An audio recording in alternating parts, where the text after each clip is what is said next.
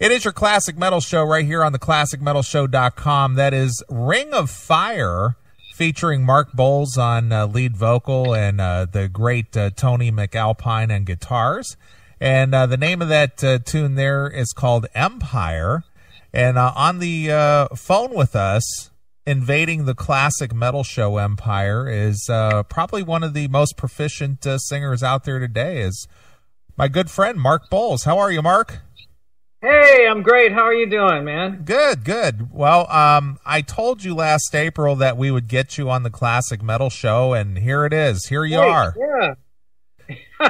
It took a little while, but that's okay. Yeah, well, you did indicate last year that you were working on some stuff, and you would have something to talk about very soon. And well, here it is. Yeah, great. It's great to be here, and I have an album here that I'm very proud of. It's with some guys that I've worked with in the past, and I think we have a very good. It's the first concept album I've ever done. But that being said, I don't know that about that many concept albums in this style of music. But anyway, we did one, and the story is incredible, and I think the music is incredible as well. So sure. Now, are you bucking to get your music played on the History Channel during one of those World War II documentaries? Because I happen to be a fan of watching all those Hitler's Men and the secret undergrounds and rockets and everything that the Nazis did. But this was kind of like telling the story on the other side of the Nazi tyranny about people who survived that. Yeah, it's an incredible story, and it's one that wasn't on my radar until Vitaly brought it to my attention.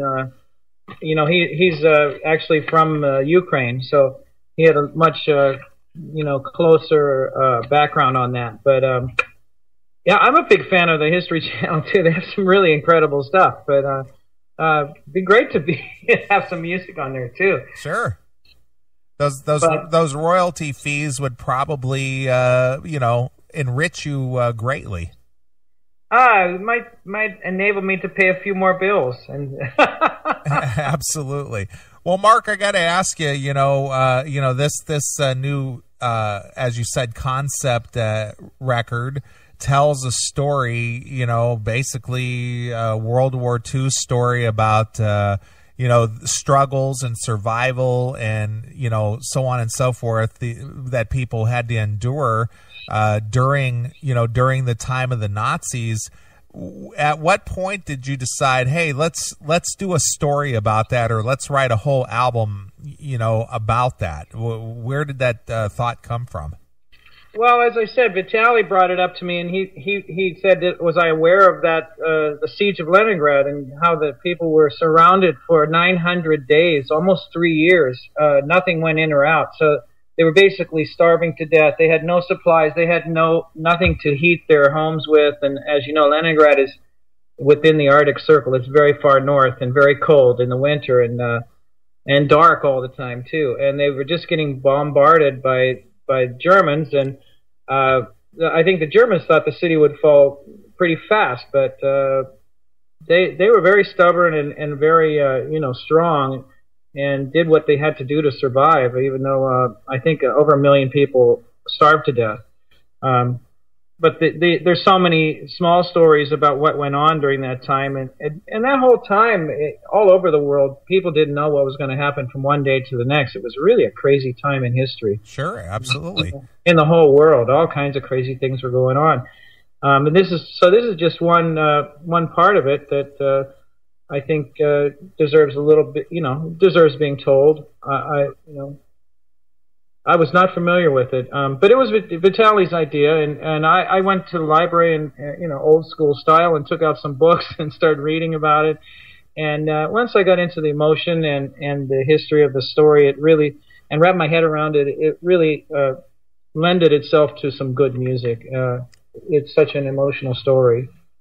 Now, obviously you were able to capture this, on CD or in, musical form. Mm-hmm. How do you think this would translate performing live? I mean, was there any thought into that at all, or was this just a project you wanted to do and lay down, and leave it at that, or did you think, okay, now we've done this in the studio, how do we translate this in a live setting? Well, with Ring of Fire, there's virtuoso players in the band, and we can basically do any kind of music live and do any kind of thing. And we were actually, I wasn't really thinking about it the way I am now. After the album was done, I started thinking more about a multimedia presentation of this album, along with other music as well, because people want to hear some other stuff too. But I think we are planning on touring this year, and at least in Europe, South America, and Japan. I hope we can do something here in the United States as well. But it's going to be really cool. There's a lot of stuff we can do multimedia-wise and musically, and make a really nice presentation of the album live. Sure. So are you gonna consult, say, like the creators of Queensryche or Pink Floyd, to see if they could lend you some ideas as to how to take a multimedia show on the road? Well, there's many levels of that. I'm afraid we won't be able to do it on the level of Pink Floyd or Roger Waters. But if I was going to consult anybody, I would consult the people that did the Roger Waters The Wall show. That is just the most incredible multimedia show I've ever seen. Sure. Anytime. So they're the best, absolutely. Right. It won't be on that level. I mean, but these days you can do quite a lot on many different levels of multimedia presentations, and it's a lot easier and less expensive nowadays than it used to be. So. Oh, absolutely, absolutely. Now, you just have to put some thought into it and preparation. Well, obviously you are a journeyman vocalist. You've, had stints in, quite a few, arenas or bands or projects, if you will. And, would you consider this, your project as opposed to, say, like, playing with an Yngwie Malmsteen or something like that? Yeah, there is a difference there. Although I put my entire self into everything that I do, whatever part I'm playing in it. However, this is a band I started, and it is my band, and I'm very proud of it. I'm really happy with the results this time, and I think it's gone back. I've gone back to more the original style that we did, in 2000 actually, when we did the Oracle, or was it 2001? The Oracle album, which was kind of like the true sound of the band. So I think we've gone back to that, and we've outdone it. So sure. Now, where did you start your interest in? People like to put labels on music these days, or styles of music rather, and this Ring of Fire falls under what people would class as neoclassical power metal. Where did your original interest in that start? I didn't even know there existed such a thing, but they started it's actually the Japanese. They are the best at putting tags and coming up with names for styles, and I think they came up with the neoclassic label, neoclassic metal, and the first band they called neoclassic metal though was Deep Purple. And I think it's progressed quite a different direction from that nowadays. But I'm sure, but there is some influences still from Deep Purple, I guess. But it's not the same. You can't say we're the same kind of music as Deep Purple, right? So it doesn't really fit that label. But whatever people want to call it, it's fine with me. I've been thinking I should think up my own label for it, because none of the labels out there really fit. Right. Well, do you think it's because of the the keyboards in harder power metal, a la like a Nightwish or a Stradivarius or something like that? Do you think that's where it comes from? Well, they call those bands are super popular in Japan too, and a lot of the Scandinavian bands are doing that style, and it's in the same ballpark as what we're doing. So it's in the same ballpark. It's not quite exactly the same. They have their own bent on it. I really like the Scandinavian musicians. A lot of them are friends of mine. So sure, absolutely. Well, tell us a little bit about this. I know we kind of touched on the, the kind of the topic of it, but how did this all come together? Did you have a lot of input on the, the lyrics and the content, or how did this all work? How do you guys work as a band? Well, I wrote all the lyrics and the vocal melodies, and Vitaly and Tony wrote the musical parts, and we worked together on that. And basically, I think the story really led us down the road of where the album went to. We were all thinking about the vibe and the story as we went along, Now, was everybody, once you decided on, that this concept idea, once you decided on that, was everybody, stoked about it, or was there any trepidation on anybody's part? Say, I don't know, maybe I don't know how that'll work, or was everybody, yeah, fuck yeah, let's do that? I think in the beginning, everyone, including me, was a little bit, saying, "What? Really?" But as we I said, "Let's give it a try. Let's see if this is going to work. Let's try something." And it just went smooth as silk. It was, like I said, the story was so emotional that it really the music wrote itself. Sure. Now, you say that since you claimed at the beginning of the interview that, as far as the subject material was concerned, you really didn't know anything about it when it was first suggested, but you said you did some studying up on it and read up on it, and you got the story. Was the lyrics, coming together in your head as you read through the story, or did you say, how did that idea formulate in your head? Well, it was not exactly like that, but I soaked up the stories and just kind of wrapped my head around the feelings and the emotions and the time and everything, and kind of put myself there. And then I just wrote the lyrics from that place, Sure. Well, it sounds like a pretty good undertaking. How long did this project take to from the time that it was the concept was thought about to the time that you were able to finish the recording? I think it took about 4 months, 3.5, 4 months, something like that. Wow, that went quick. Well, yeah, when we put our minds to things, we can do quite a bit. Apparently. Well. Yeah, so that's about it. But it took longer for the album to actually come out because we had to get the mixing stage. We had to wait for Timo to be available. He's so busy doing a lot of things now. Sure.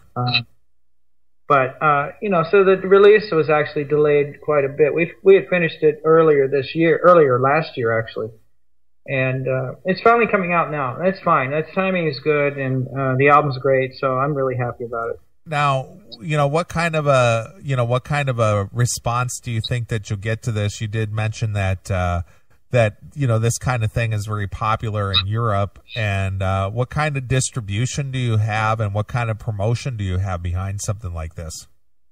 Well, that's all up to Frontiers. Frontiers is the label worldwide for this album, and it's the first time I've done a worldwide deal with them, but they are really doing well with a lot of bands, and they're one of the few labels out there that are putting out this kind of music on a level that's anywhere near what it used to be with the promotion and stuff. They have a really good distribution worldwide, and the ability to do really great promotion. So I'm hoping that it'll do really well. Sure. Now, some of the early reviews, how is that? Have you read any of the early reviews, or how is it being received so far? Seems to be received really well, and I always hope for the best and expect the worst, but I've been pleasantly surprised so far. Sure. Well, is there anything else about this, this new disc you want to touch on? Obviously, I've got the. I've got the most obvious questions out of the way. Is there anything that I'm missing here that, you want to enlighten the fans about? Something, deeper inside this CD that, maybe only that you want people to discover? No, I just think they should listen to the album all the way through if they have the time, or take it in little pieces is fine too. But the whole album is a really nice piece of work that fits together nicely, and I think people will get something out of it. I think it's very compelling. Well, at the least, they'll get a good history lesson, right? Nobody wants to go to school, but when you make people feel something, that's different than a history lesson out of a history book. Sure. Sure. Chock full of emotion, huh? I would say so, yeah. All right, Mark. Well, Mark, is there anything else you want to tell the fans about Ring of Fire, or anything else you're involved with at this point? Well, keep your eyes open, and, I don't have a Ring of Fire website up yet, but it will be up soon. I have markboalsmusic.com and Facebook, Mark Boals and Mark Robert Boals on Facebook, and Mark Boals and Friends actually also. Look at the Facebook for the quickest updates, and there's going to be a solo album coming. I'm doing it and working on it this year. Hopefully come out by the end of the year. Sure, absolutely. Well, Mark, you're a busy guy. I mean, I had the pleasure of meeting you and hanging out with you for a couple of days last year, and very talented. And so, if you have an opportunity to check out Ring of Fire, or check out, catch Mark some other performance, because you do other things outside of your band projects. I mean, obviously, you were singing with my good friend Don Dokken last year for a few dates, and are you going to be doing any more of that you're aware of? I don't know. Both of us are doing this cream jam thing, Extreme Cream at the NAMM in Anaheim 2 weeks from now. We're going to be there doing that. And actually, we've been talking about doing some writing together. I may have him work with me on my solo album. We work together really well in the studio, so. Also I'm going to be doing Dio Disciple gigs this winter and spring. There's some shows in February and March, and we're doing the Monsters of Rock cruise too. So if anybody's around on the Monsters of Rock cruise, say hi to me, or any of those shows. And please check out the album. Excellent. All right, Mark. Well, we before I let you go, we always ask our guests the traditional classic metal show question. We've got over 600 answers to this question. How has Lemmy from Motorhead influenced your career? My career, I don't know, but God, he is an influence. He's so intelligent and so hardcore at the same time. He's an enigma. He's a legend, and his story and just knowing of him is an influence, definitely. Directly, I don't know how he's influenced me, but indirectly, he's given me some kind of a rock and roll spirit, I guess. Sure, absolutely. All right, Mark. Well, it's been a pleasure having you here on the Classic Metal Show, and we always let the artist pick a closing song from the latest release. So what should we play, and tell us a story about it? Okay. I didn't know you were going to ask me that. Let's see. Well, you can play the title track, Battle of Leningrad, and, it's just that's a kind of a bombastic, military, I don't know what to call it. I don't know what to say about it, but that'll tell you something of what the album's going to be like. Please take a listen to that. All right, excellent. Well, here it is. This is Ring of Fire with Battle of Leningrad, exclusively here on your Classic Metal Show.